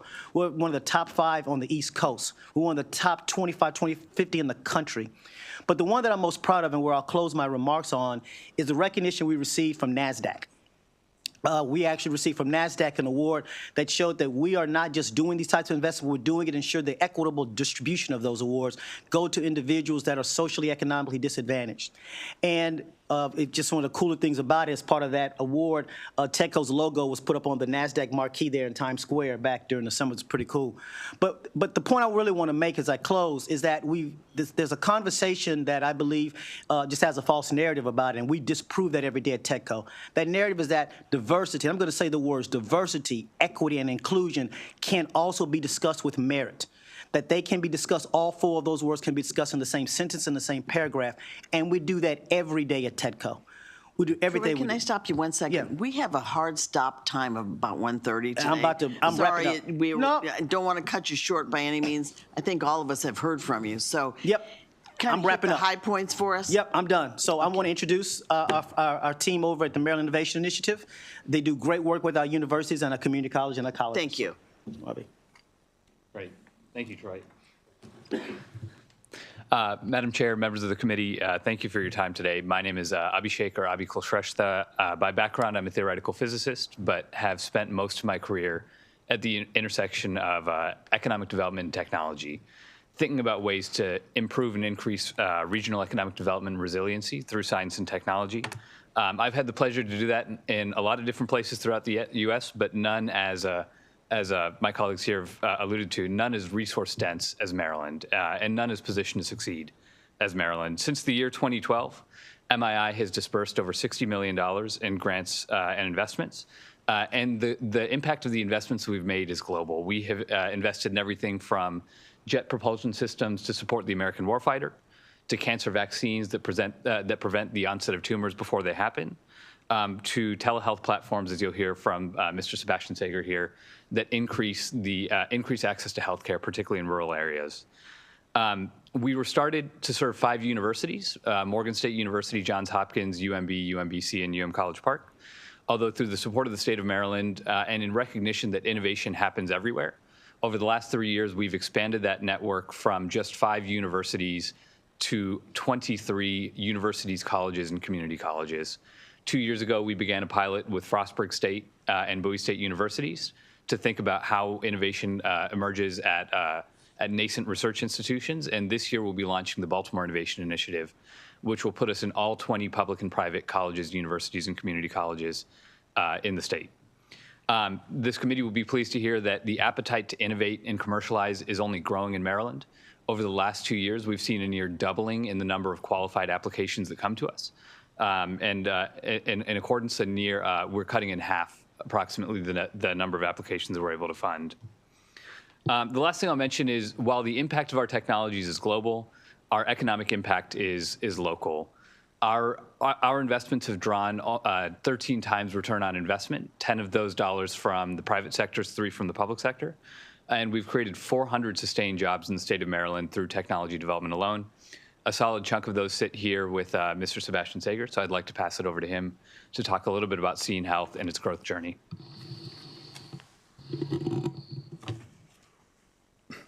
So thank you very much for having me. Thank you for inviting me, TEDCO team. I'm Sebastian Sager. I'm the CEO of Scene Health. We're a Johns Hopkins spin-out. We were founded in 2014, and we were one of the first Maryland Innovation Initiative funded companies. So that was in August 2014. About a year later, TEDCO then invested in our first seed round. They were one of the first commitments. And we also took advantage of the Loan to Executive program to bring a CFO on early on. So we are really, really lucky to have had that before or right as investors joined Scene Health. The fact is we would not be here, I would not be here without the MII and TEDCO. I would not be here. I might also not have started this company in Maryland without this kind of support that came from the university setting as well as TEDCO. Since our founding in 2014, we brought in over $20 million in private investor funding through a Series A investment, then a Series B investment. And back to 2014, MII actually funded our first app build, which is really, really lucky for us because we got the money in, I think it was August 2014. We had already, around that time, signed a commitment from Harris County, Texas to launch our technology, and we had to build it. Sometimes you sell things a little bit before you build it. That was the case here, and we successfully launched with Harris County, Texas, our first commercial sale before the end of 2014. We were one of the first telehealth concepts ever, actually. Just a bit about what we do and the impact. So every public health department in the state of Maryland now uses Scene Health for infectious control. They have an obligation to observe some medications being taken. It used to be done in person. Now, all Maryland public health departments and about 700 other public health departments all over the country use us to take that to a virtual visit. We have saved them millions and millions of dollars. We've saved patients their jobs because they used to have to come to the clinic or be available at their house every day for about a 6 to 9 month treatment for tuberculosis. Now they don't have to do that. We were funded in 2014 by TEDCO.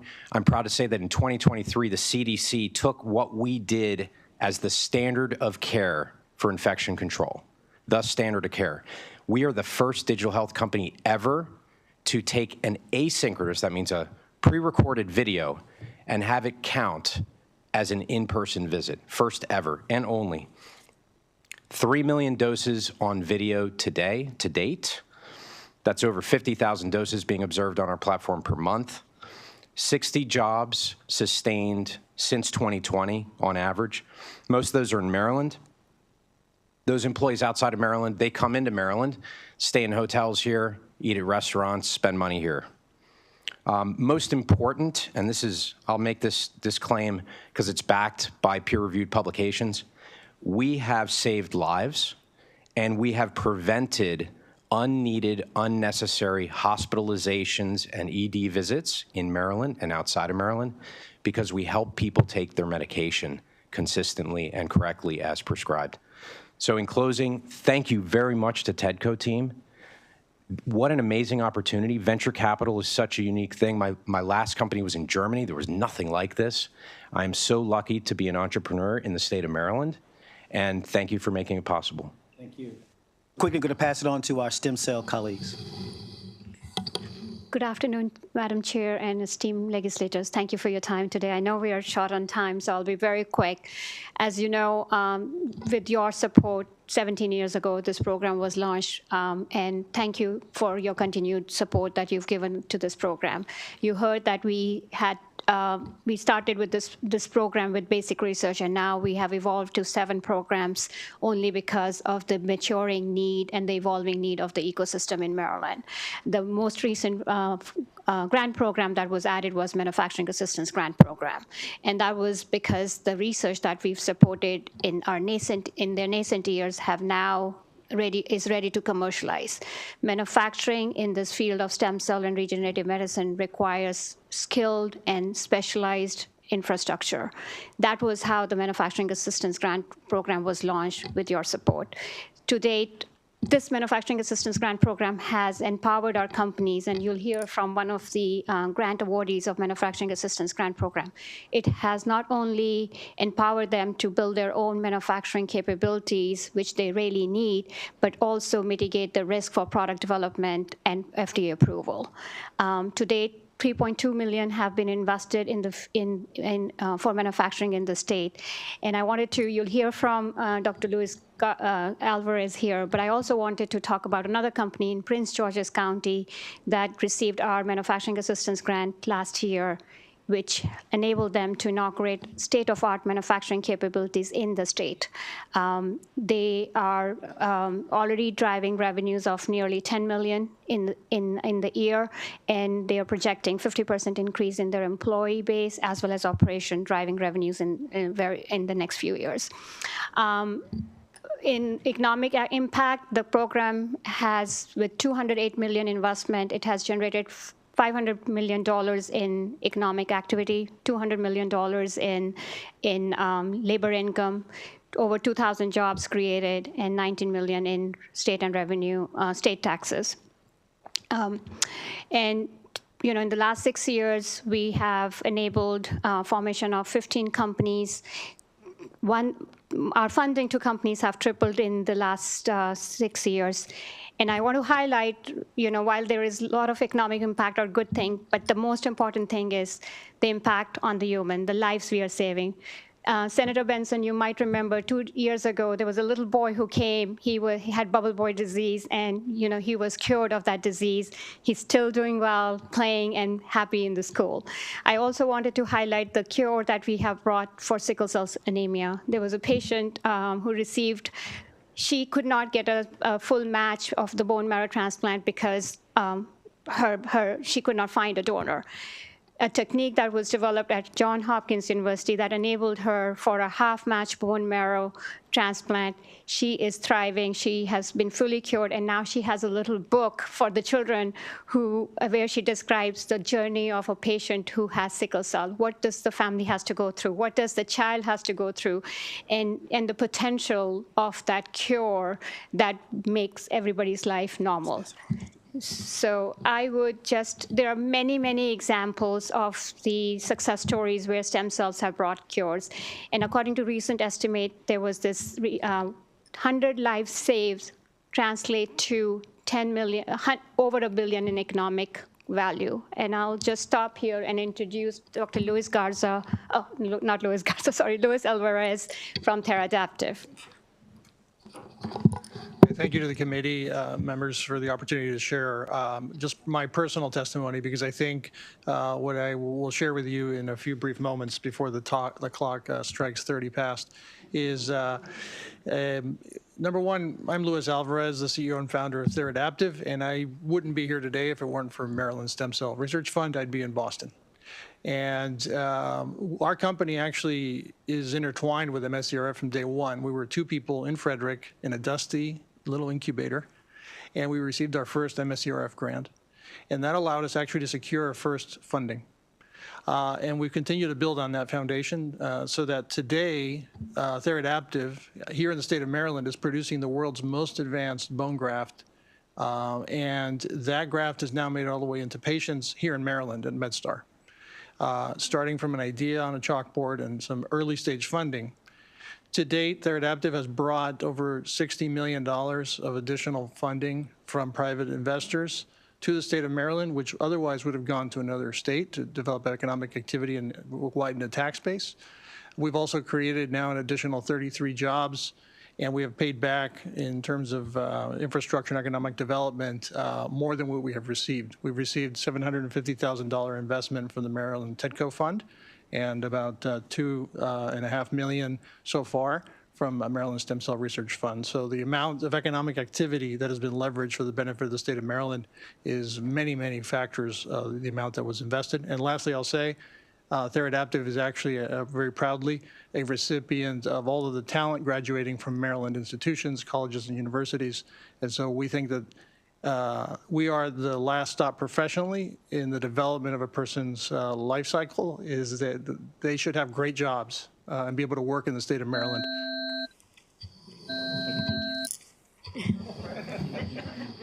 Thank you. I was in the Senate when we when we did the battle for the stem cell. And so a lot of good things have happened since that battle. It was hard getting everybody going on it, but so glad that we did anyway. So are there any questions or comments from the committee? Okay, thank you very much. Okay, members, there is no subcommittee until Thursday. Imagine that.